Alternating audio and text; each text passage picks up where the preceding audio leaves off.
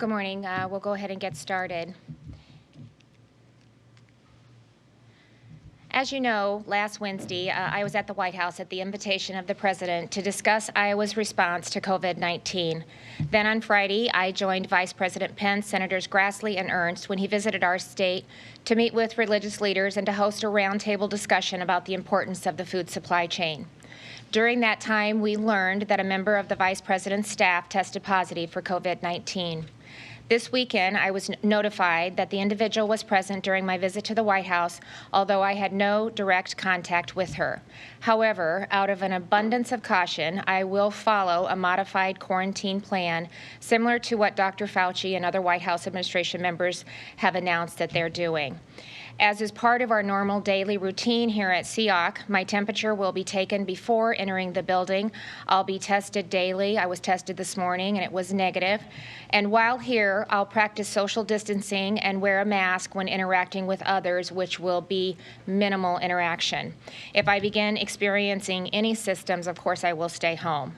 I spoke with my team over the weekend, and most will be working from home during this time, especially if they or a family member have health conditions that puts them at a higher risk. These steps are similar to what I've asked all Iowans to do if they've had contact with someone known to have the virus. Again, while I didn't have direct contact with the Vice President's staff member, it's important that I do my part to protect those around me while continuing to serve as your governor during this critical time. I want to assure Iowans that I'm healthy and feeling good, and I'm fully focused on leading Iowa's response to the pandemic on our economic recovery efforts. Over the next few days, we may slightly adjust our routine to accommodate the situation, and we'll keep you updated regarding any potential changes. Today, I also wanted to provide an update on the progress we're seeing in key areas of our state and our continued expansion of testing, both through Test Iowa and our targeted strike teams. As you're aware, eastern Iowa was the first area of our state to be significantly impacted by the virus, especially Lynn and Johnson counties. Over the last 2 weeks, we've seen both counties stabilize and gradually trend downward, which is a good sign that the virus activity is decreasing and becoming more manageable. We've seen similar results in neighboring Washington and Louisa counties, while long-term care and manufacturing facility outbreaks occurred, where they did occur. Black Hawk County is a more recent hotspot. It also is showing positive signs of stabilizing. In all of these areas, as virus activity was increasing, we took a proactive measure to mitigate the spread of the virus so we wouldn't overwhelm our healthcare system. And we used targeted testing strategies to better understand how to contain and manage it. We launched our strike teams with Tyson and Columbus Junction, again providing diagnostic and serology testing for every employee. We identified and isolated positive cases, practiced case investigations, helped our employees recover and really provide the reassurance and confidence to return to work in a safe environment while keeping the food supply chain moving. When another outbreak was suspected at the Tyson plant in Waterloo, we sent additional testing supplies to a number of clinics in the area so that they could increase testing in the community, and we worked directly with the plant to test all employees, again, both diagnostic and serology.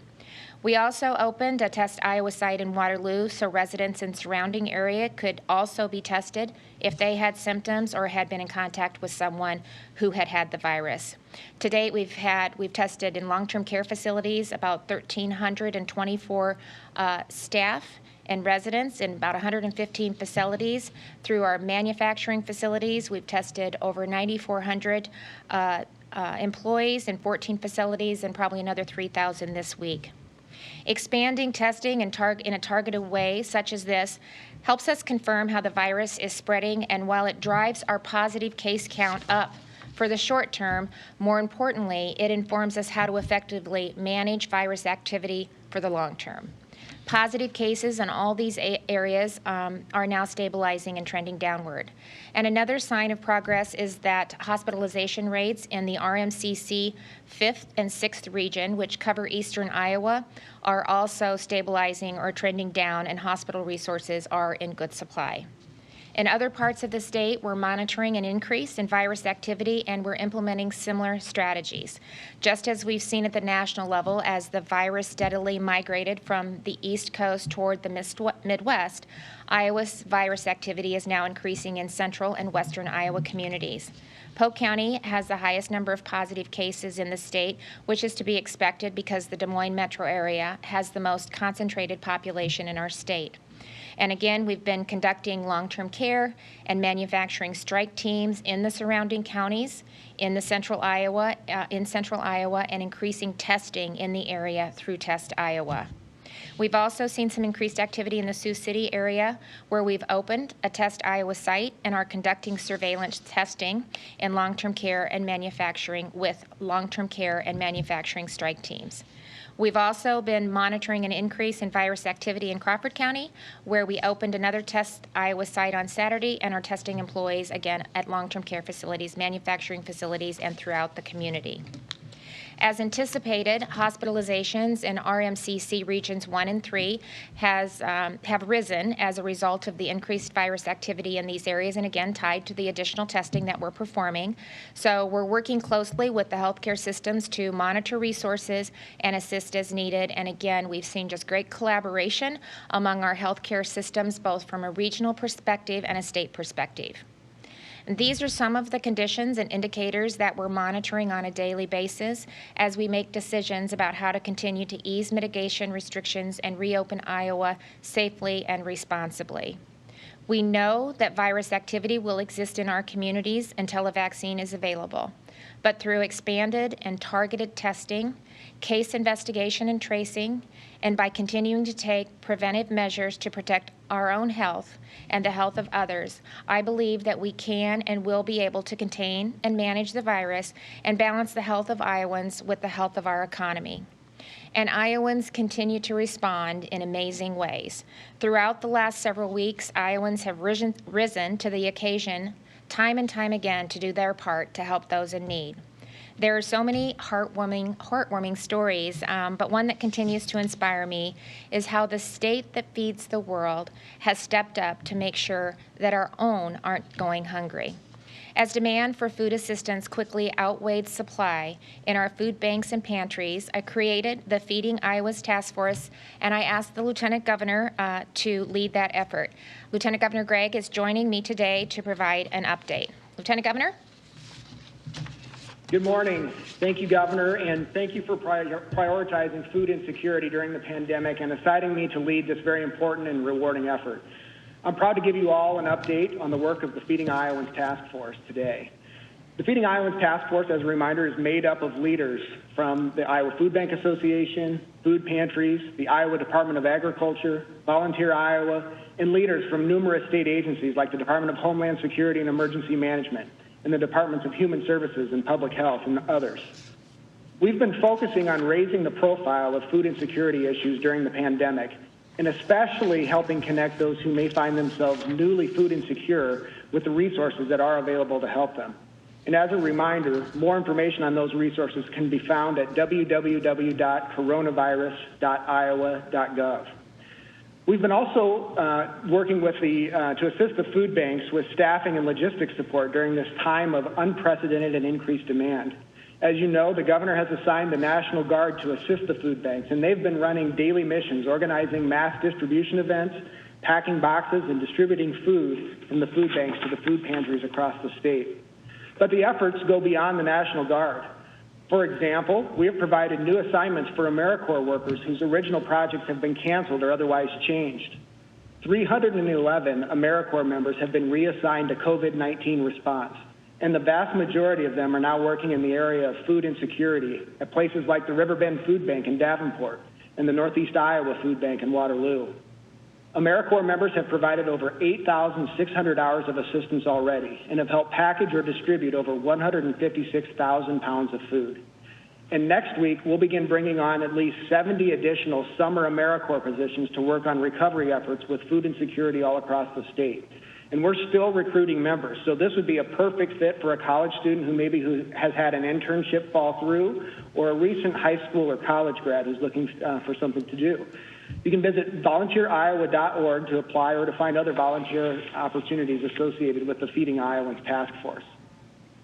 We've also forged a partnership with FFA chapters across the state who are seeking to assist in food-related volunteer assistance. For example, the Charles City FFA chapter participated in a food distribution event in partnership with the Northeast Iowa Food Bank, and we're exploring more exciting opportunities for the future. With supply chain crunches in the news, we've also been working on creative ways to develop our own little mini supply chains focused on feeding those in need. A great example of that is the Pass the Pork initiative, which I thought I'd provide a quick update on today. This is the program in which farmers donate pigs, which are then processed in local lockers, typically in rural Iowa, and the ground pork is donated to the food banks. Through the generosity of Iowans, the Pass the Pork initiative has already exceeded over $100,000 in donations, which helps pay for the processing, storage, and distribution of the pork. We want to say thank you to some of the major donors, including Landis Cooperative, Mid-American Energy, Alliant Energy, Conterra Ag, and the Dahl family of Dahl Distributing. I'm also proud to report that on May 6th, the first 4,280 pounds of pork was delivered to the Food Bank of Iowa, with much more to come. While this is an effort of the Feeding Iowans Task Force, it simply couldn't have happened without the leadership of Secretary Nagg's team at the Iowa Department of Agriculture, and in particular, Deputy Secretary Julie Kinney, who serves on the Feeding Iowans Task Force. I also want to recognize the Iowa Food Bank Association, Iowa Pork, and of course, the incredible generosity of Iowa's pig farmers. So what's next? Well, Governor Reynolds, myself, and the team are analyzing opportunities to further support this work. Resources are available through the CARES Act, FEMA funds, and other resources as well. We're analyzing opportunities to consider expanding and scaling the Pass the Pork initiative and considering including other livestock as well. We're also looking at scaling up existing programs like the Double Up Food Bucks program, which provides a one-to-one match of SNAP dollars to assist in the purchase of fresh produce. And we're looking at other ways where we can create our own mini supply chain, such as exploring ways to break down bulk food items and repackage them in sizes that would be useful to a family in need. We hope to be in a position to provide more information in the coming days and weeks. Thanks again, Governor, for assigning me to lead this initiative, for highlighting this critical work, and for empowering the leaders who've been working with us on the Feeding Iowans Task Force. Thank you. Thank you, Adam, and thanks to you and to the entire task force for everything that you've done to not only bring awareness to this important issue, but to generate food and funding that will have a positive effect for many Iowa families across the state. So great job, and thank you for all that you and the team are doing. In closing, I want to announce that 2 new Test Iowa sites are opening this week. Today in Davenport at North Park Mall and Wednesday in Ottumwa at Beach Ottumwa. Within 3 weeks, we'll have opened 7 Test Iowa sites, expanded our lab capacity, and tested thousands of more Iowans. Test Iowa is making a positive difference for the health of our state, and we're working hard to optimize our operations so that Iowans have the best possible outcome. Over the weekend, we did have a small number of Iowans who were tested, who were informed that their samples had unfortunately been damaged and couldn't be processed, and that they would need to be retested. While it's not uncommon for a small percentage of samples with any type of test to become damaged, that doesn't make it any less disappointing to those impacted, and so of course we want to apologize to those Iowans affected and encourage them to be retested. So again, a reminder to anyone who's interested in being tested at any one of our locations across the state, the first step is to take the assessment at testiowa.com. If you're eligible for testing, you'll be prompted to schedule an appointment online, and you must have a scheduled appointment to be tested. Again, I want to remind Iowans, though, if you're exhibiting any of the symptoms that we've talked about that are related to COVID-19, please call your doctor, and they can go through the assessment with you and help you identify whether you need to have an assessment or whether you need to be tested or not. So with that, we will open it up to questions. First question, Chris at KCCI. Hi there, Governor. Question about the remdesivir that I was supposed to be getting. When will it be here? Where will it go, and how will it help? I didn't hear the question. I'm sorry. remdesivir. Oh, okay. Well, we got remdesivir. We received it over the weekend. We've actually had 2 conference calls with doctors and pharmacists. The second phone call will be this afternoon, as well as with Dr. Padati and the Department of Public Health team. So they will put the parameters together and agree to what that distribution looks like, and it be based on who benefits the most from the drug. And we want to make sure that when we're administering it, that the physician has been connected with someone that has had experience with the drug. So we received it this weekend. They're working in partnership with doctors and pharmacists. They'll have a second call today, and then they'll make the recommendations on where those tests should be performed, who benefits it most, and to make sure that they have consultation with the doctors that are doing that.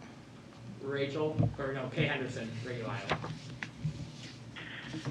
Governor, will you allow the public health emergency proclamation currently in place to expire on Friday, or do you plan to have parts of that extended in counties with higher levels of COVID-19 activity? Yeah, so I'll be making an announcement tomorrow about some of the additional restrictions that will be eased, and then we'll take a look at the overall proclamation that will be extended through the 15th. Well, some of it extended through the end of the month, and then some of it is set to expire on the 15th. So we'll be addressing that tomorrow at the press conference. And again, as we take a look at what's happening across the state, and we're able to use the data and the experiences and the strategies that we put in place to help us inform the decisions that we make moving forward. And again, I want to just say that Iowans have been incredibly responsible. We're seeing that as they're continuing to practice social distancing. I think they're wearing face coverings often when they're not able to practice the social distancing. We are seeing businesses be very thoughtful and cautious about how they start to reopen their business so that they can provide the confidence to, the customers that are going to facilitate or will come to their places of business. So I've been really impressed with not only what our business community has done, our church community has done, as well as just Iowans in general. And so we can continue, I think, to lessen the restrictions and open up our state and start to begin in a very thoughtful, safe, and purposeful way to start to continue to reopen our economy. Excuse me. Aaron Murphy, Lee News.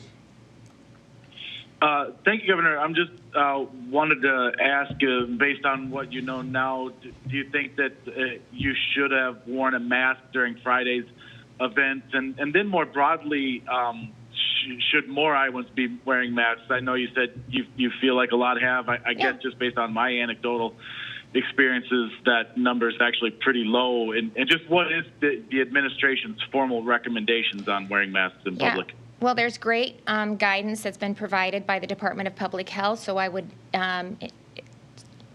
stress all Iowans go to the Department of Public Health or coronavirus.iowa.gov. Is it gov? And you can see there where all the guidelines are at. There's guidelines for businesses, for churches, for individuals, so a lot of really helpful information. I did have a face covering with me, but we practiced social distancing the entire time, and I think that's what we part of the recommendations from the Department of Public Health is that if you're outside, which we want people to get out, especially as the weather gets nice, to get some exercise and to get outdoors, but still to practice social distancing. And if you're in a situation where that's not possible, if you have a face covering with you, then to go ahead and put that on. But again, I trust Iowans. I trust them to do the right thing, and I believe they're going to continue to do that moving forward. Right now we're going to go to Rachel at Channel 5. Good morning, Governor. How did Iowa get on the short list for getting the first shipments of remdesivir? Do you want to answer that? Do you know?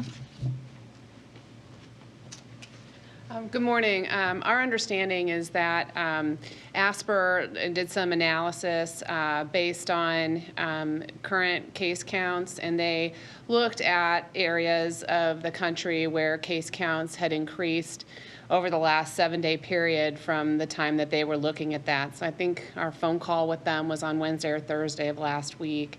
And so they had identified case counts in one part of our state as increasing. And so that's our understanding of how they made the initial decisions about where those initial shipments were going to go. We're going to go to Ron at KWWL. Morning, Governor. I would like to ask you about far northeast Iowa, Alameda County. There's about 112 cases up there, believed to be coming out of the Postville area, which is home to the big Agristar plant there. So can you tell us what you know about the situation at Agristar and the possibility of testing in that particular area or at the plant? So the reason you're seeing a tick up in the increase of positive cases is because we did one of the strike teams. We sent a strike team to Agristar, like we've done in many other of our manufacturing and processing facilities. And it really is twofold. It helps us provide some confidence to the employees to start to see the scope of the virus activity within the community and within the plant, identify those that are positive, identify those that are negative, separate the shifts, help the employees that have tested positive to begin a road to recovery, and then as they work through the timeline that they need to recover, then again, they feel they have the confidence to start to return back to work and to return in a safe environment, making sure that we're, providing them the PPE that they need and that the businesses are doing what they can on the inside of the facility to continue to practice social distancing, to continue to do the temperature scan before they enter the facility, to make sure that they're doing an assessment to see if they're experiencing any systems, to separate the breaks, the line that they work on to, as much as possible, provide the social distancing there as well. And so it's a combination of all of those. I think it was last week that we sent the strike team up there. I don't know the exact date, but Ron, I can have Pat follow up with you on that. But that is where we sent one of our strike teams. And again, I think the National Guard was very instrumental with some of their soldiers in helping us perform that strike team in Alameda County. All right, Rod, go ahead. Thank you, Governor. We're allowing schools to start before August 23rd. Should there be an Iowa State Fair this August? Other events like RAGBRAI have canceled, citing social distancing concerns. Do you plan to take any formal action halting county fairs and the Iowa State Fair for 2020, or will you leave that decision to them? Well, it's too early, I think, to make that decision, and I know they're watching it very, very closely, and hopefully, if we can continue to see some of the positive signs that we're seeing, especially on the eastern side of the state, where we've done extensive strategic and targeted testing, where we've seen the numbers go up, but we've also seen them come back down.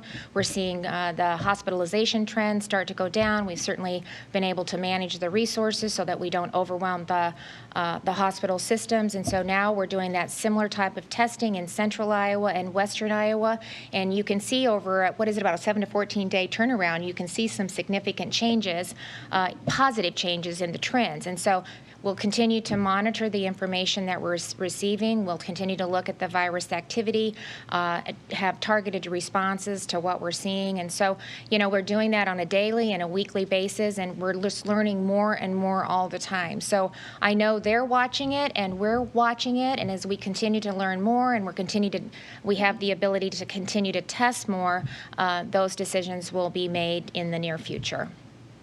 We're going to Dave Price, Channel 13.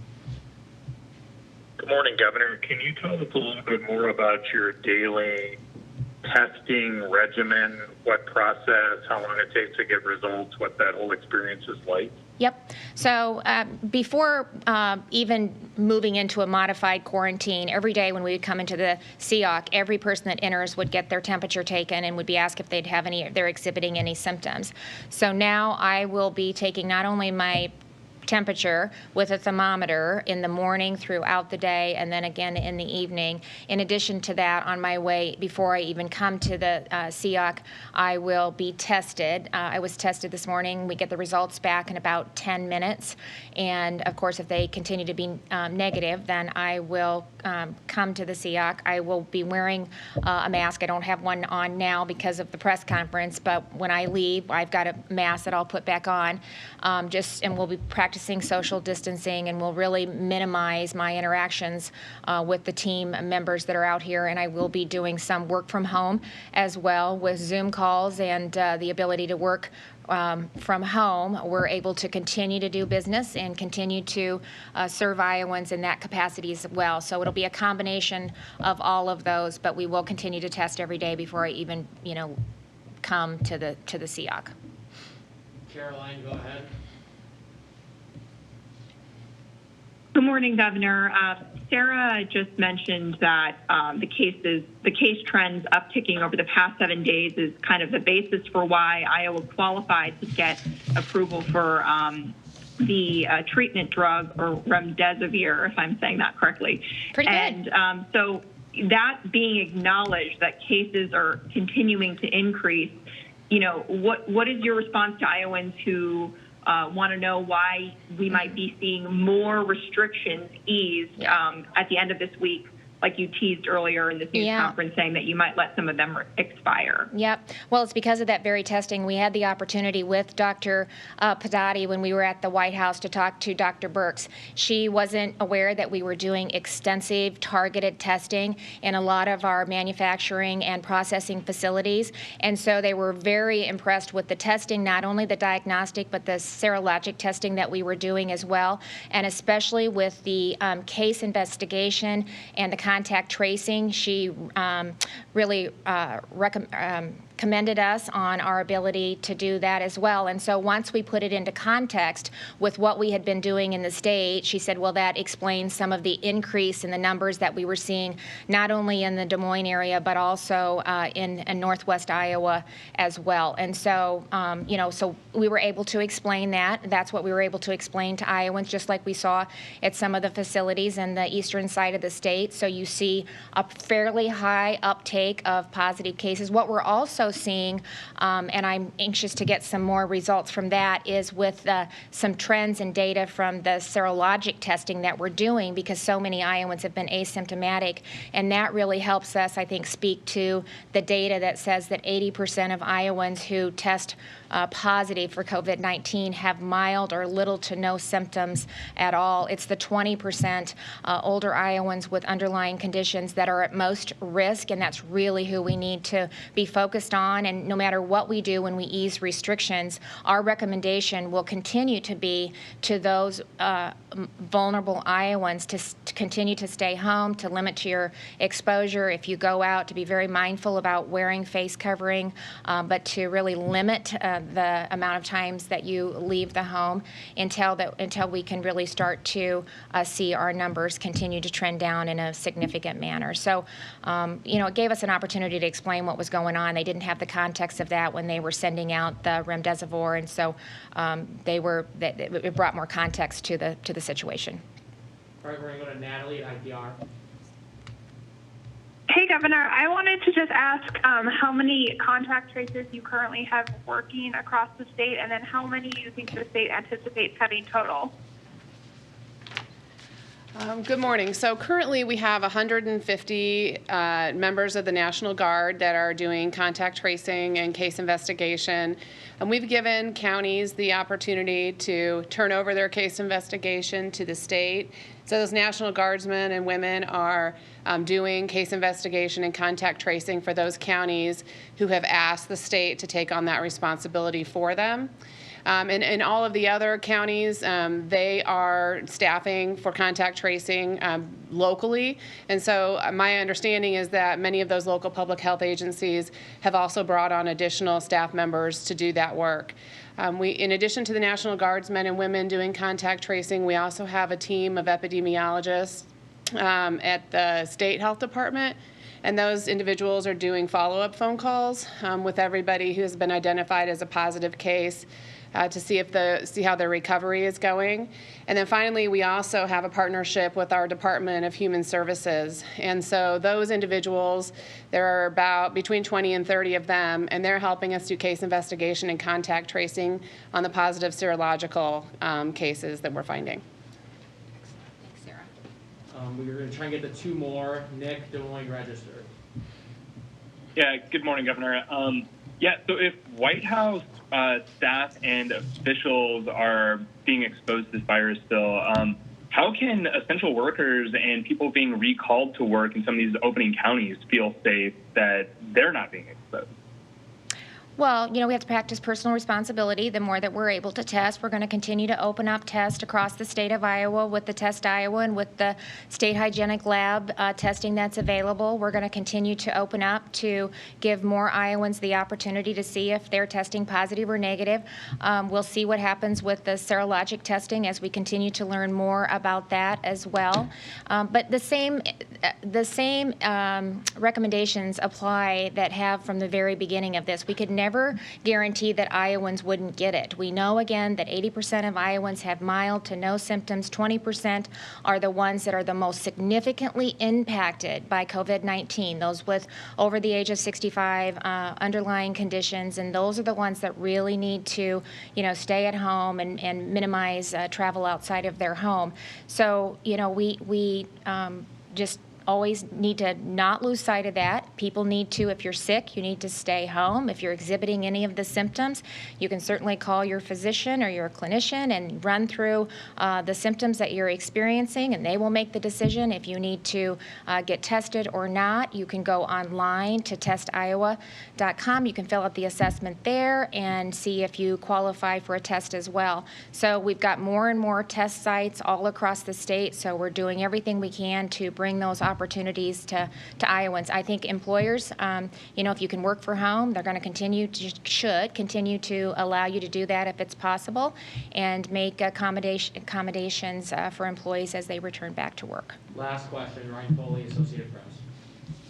Thank you. Last week you spoke of Iowa having the capacity to test 5,000 people per day. When do you think the state will be able to hit that mark? Well, we've done really good the last couple of weeks. I think we were almost at, was it 3 or 4? 3,100 last week. So, we're really close to getting Test Iowa validated. So that will be a significant piece in us allowing us to continue to ramp up our numbers. And I think as we continue to stand up Test Iowa sites and do some of the strike teams, you're going to continue to see those numbers increase. But the State Hygienic Lab has been doing yeoman's work in really managing the number of tests that we're sending to them, and we're going to continue to see those numbers ramp up so that we'll hit that number that we've been highlighting that we should be able to do. So I just want to give just really heartfelt thanks to what they're doing at the State Hygienic Lab. They're working round the clock so that Iowans can get the results in a timely manner, and I really appreciate that a lot. Thanks, everyone. Thank you.